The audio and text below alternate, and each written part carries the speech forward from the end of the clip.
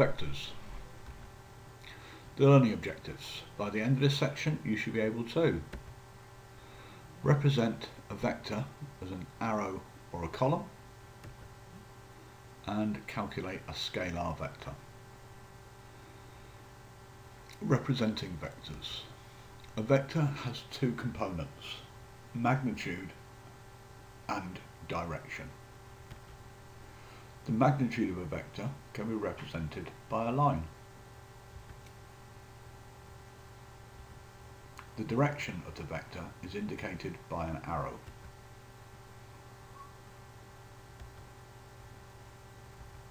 This vector represents a translation from A to B. When we say translation, you can think of it in how to get from one place to another. So to get from A to B, we travel along that vector. The vector being written as the points it goes between with an arrow indicating a direction. So that's a line there with the arrow on it. This is another way of representing that same vector. That is the vector AB. The arrow on the top says you go from A to B. The direction is important with vectors.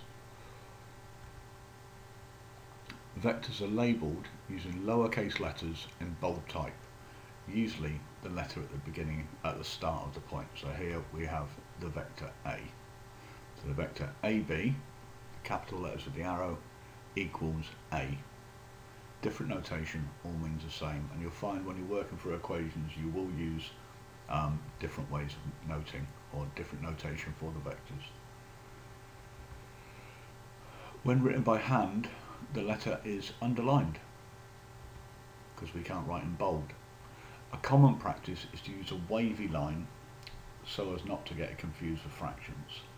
So strictly speaking, it's just an A it's underlined, but because that can get confused with the fractions, people generally put a little squiggly line underneath it.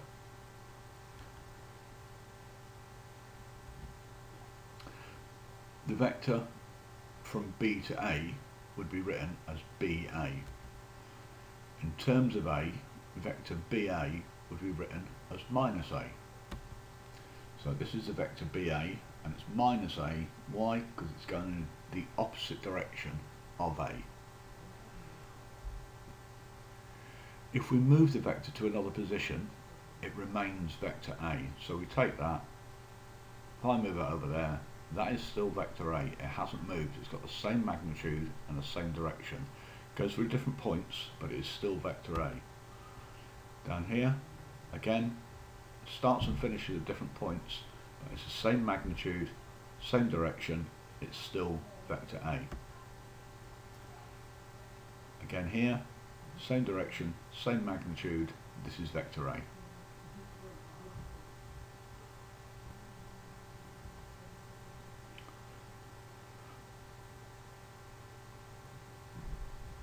So here we have the points EF with a vector going from E to F. The vector describing the translation from E to F can also be written as a column. So this is red 2, 3. The top number is the movement along the x-axis. That's 2. The bottom number represents the movement along the y-axis, which here it's a 3, and we've got an upward movement of 3. So the vector EF equals 2, 3. People sometimes get confused because if you remember back to your work on gradients, it's rise over run, which is the y over the x value. It can be confusing. You just got to remember with vectors is the x movement on the top, the y movement on the bottom. To describe the vector from F to E, we start with the movement along the x-axis. So we're travelling along the same magnitude, but we're going in a different direction. So this is minus 2 we've moved this time. And the movement on the y-axis is minus 3. We can now write the column vector that translates F to E. So F to E equals minus 2 minus 3. Another thing here, because they're two minuses, if we saw these as fractions, two minuses would make a positive, so we'd get rid of them. Here, these mean something, so we can't just cancel them down, we can't just get rid of those minus signs. So here we have some column vectors on a bit of square paper. What I'd like you to do is draw some arrows that represent the following vectors. So work through them, pause the video, once you've done them, restart the video and we'll go through some answers.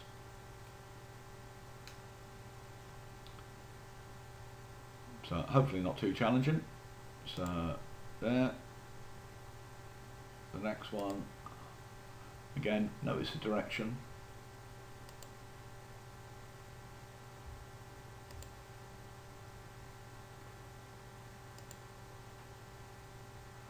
Bit confusing there, but the 0 means there's no movement, there's no x movement at all, it's just y movement. So in here again there's no y movement, just the x movement. Again here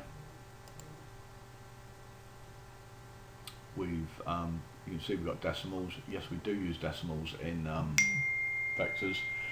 Generally we wouldn't represent them like that, but it's just so you know we can have decimals, we can have fractions, we can have anything involved in our vectors. So hopefully that wasn't too tricky for you. What I'd like you to do now is again pause the video, go through this and write the column vectors that are represented by the diagrams here. So pause the video now, do that, once you've done restart it and we'll go through the answers.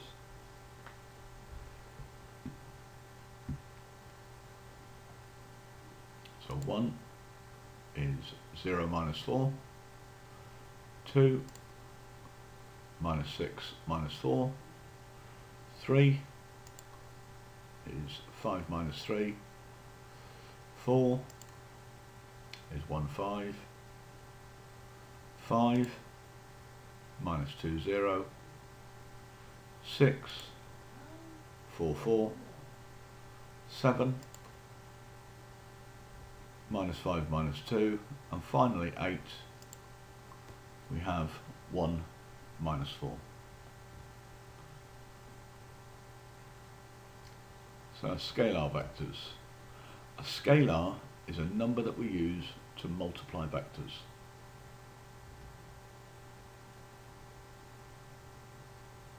So here we have the vector A, and vector A is 4, 1. To multiply a vector, we multiply the x and y components by the scalar. So 2a would be 2 times 4 and 2 times 1, which would give us 8, 2. Common mistake is people try to cancel vectors thinking they're fractions. They are not fractions. They are completely different. This is a vector, so these are definite movements. If we draw this vector, it will be 2 times longer, but the direction is unchanged. So because we multiplied by 2, this vector is twice as long as the original one. And the resulting vector will always be parallel to the original one. If you multiply a vector or divide a vector, the resultant one is always parallel.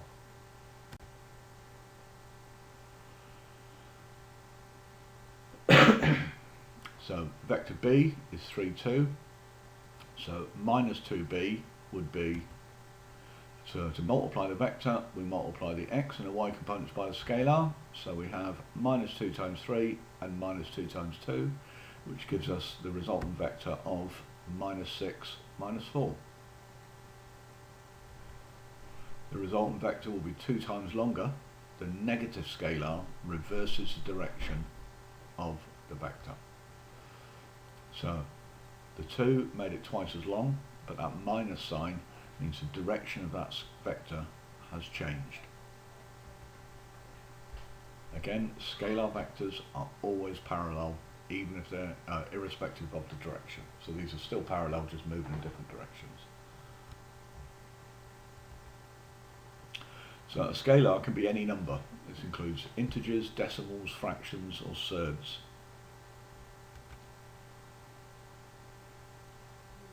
So the vector C is minus 8, 6.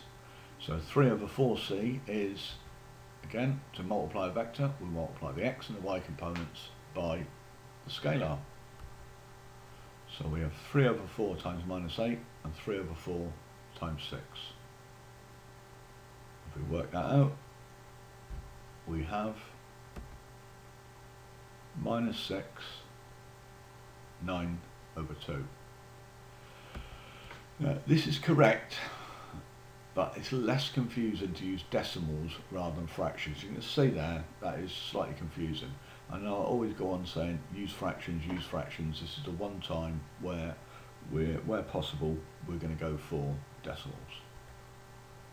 So that's going to give us minus 6, 4.5. So the resultant vector again is parallel to the original one.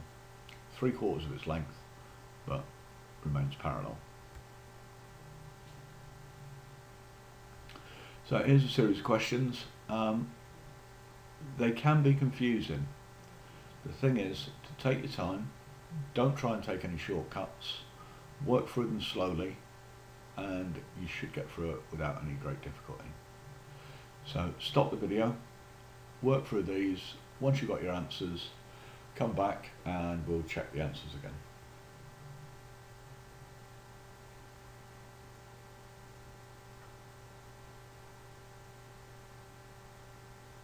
So for question 1, we had the vector p was 5 minus 3, and then for question A, 2p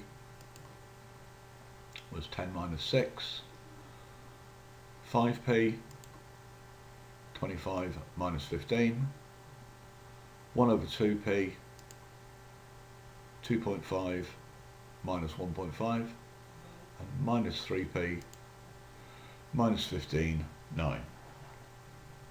Question 2, the vector q was minus 5, 2, and minus 4q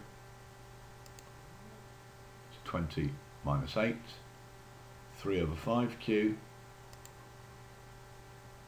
minus 3, 1.2, 3 over 4q,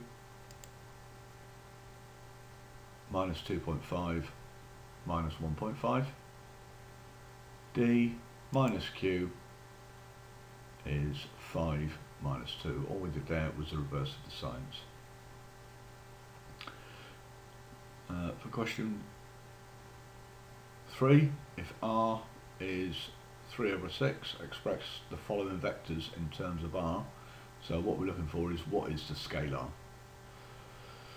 So if r is minus 3 over 6, then 5 minus 5, 12 is 2r. 9 minus 18